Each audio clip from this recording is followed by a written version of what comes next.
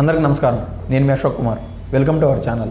గత 1-2 రోజులుగా మనం చూసినట్లయితే బహుశా నిన్న అనుకుంటా మంచు మనోజ్ అదేవిధంగా మోహన్ బాబు వీళ్ళిద్దరి మధ్య గొడవ జరిగినట్టు మంచు మనోజ్ వచ్చి ఆ నడుములు అంటే వెన్నుపూస దెబ్బ తగిలి అదేవిధంగా కాళ్ళు నడచలేని పరిస్థితుల్లో హాస్పిటల్కి వెళ్ళే పరిస్థితి అందరూ ఫోటోల రూపంలో చూశారు.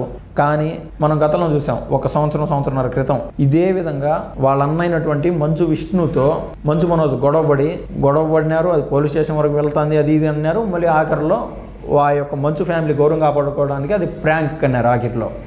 ఇది ఏ విధంగా చూసాను, ఇది ప్రాంక్ అయితే కాకపోవచ్చు. ప్రాంక్ అని చెప్తే ఈసారి వాళ్ళు అయితే ఖచ్చితంగా సమాధానం చెప్పాల్సి ఉంటుంది. ఎందుకంటే ప్రతిసారి జనాలతో ఆడలేరు కదా మంచు ఫ్యామిలీ గౌరవం కాపాడుకోవడానికి. ప్రాంక్ అని చెప్పడానికి ఆయన ఆ కాళ్ళకు దెబ్బలు లేదా వెన్నుపూసకు దెబ్బ ఎవరు కొట్టినట్టు, ఆ క్రైమ్ ఎవరు చేసినట్లు ఇప్పుడు మనం చూసినట్లయితే మోహన్ బాబు గారు కొట్టలేదు.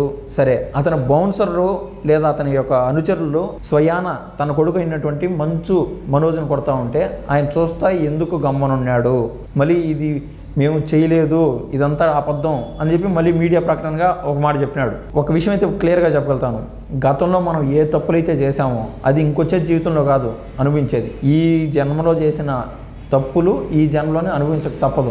ఎందుకంటే గతంలో చంద్రబాబు నాయుడు గారు పరిపాలన చేసేటప్పుడు 2019 ఆఖరి సంవత్సరము మంచు మోహన్ బాబు గారు మీడియాకి ఎక్కి తిరుపతిలో ర్యాలీ చేసి ఎంత ఒక చిన్న మొత్తంలో ఫీజు రియంబర్స్మెంట్ చేయలేదు అని, అతని ప్రభుత్వం టర్మ్ అయిపోవస్తుంది, చాలా కాలేజీలకి పరిపాలనలో భాగంగా కొన్ని లిటిగేషన్స్ ఉంటాయి.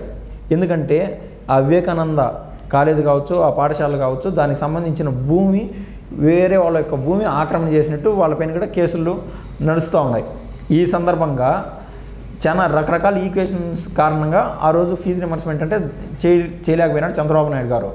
అందుకు రోడ్లపైకి వచ్చి జగన్మోహన్ రెడ్డి గొప్పోడు, చంద్రబాబు నాయుడు చెడ్డోడు అని చెప్పి ఇన్ని రకాలు చేశాడు. అసలు చంద్రబాబు నాయుడు ఎవరు? చంద్రబాబు నాయుడు గారికి అంత దగ్గరగా స్వయాన రామారావుని కూడా వద్దనుకొని చంద్రబాబు నాయుడు గారికి సపోర్ట్ చేశాడు మోహన్ బాబు ఒక్కనొక కాలంలో. అంటే చంద్రబాబు నాయుడు గారు అంత గొప్పోడనే కదా అక్షరాల రామారావు గారు బ్రతికున్నప్పుడే.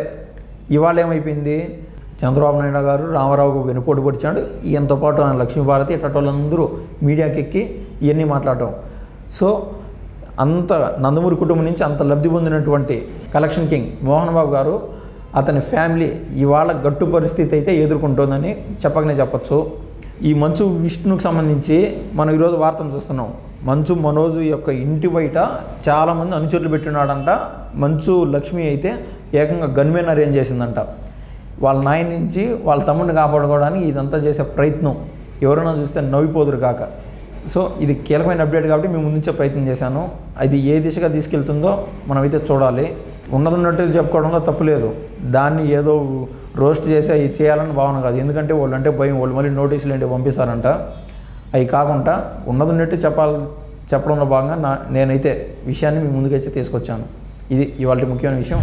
మరో తాజా అప్డేట్తో మీ ముందుకు వస్తాను. ధన్యవాదాలు.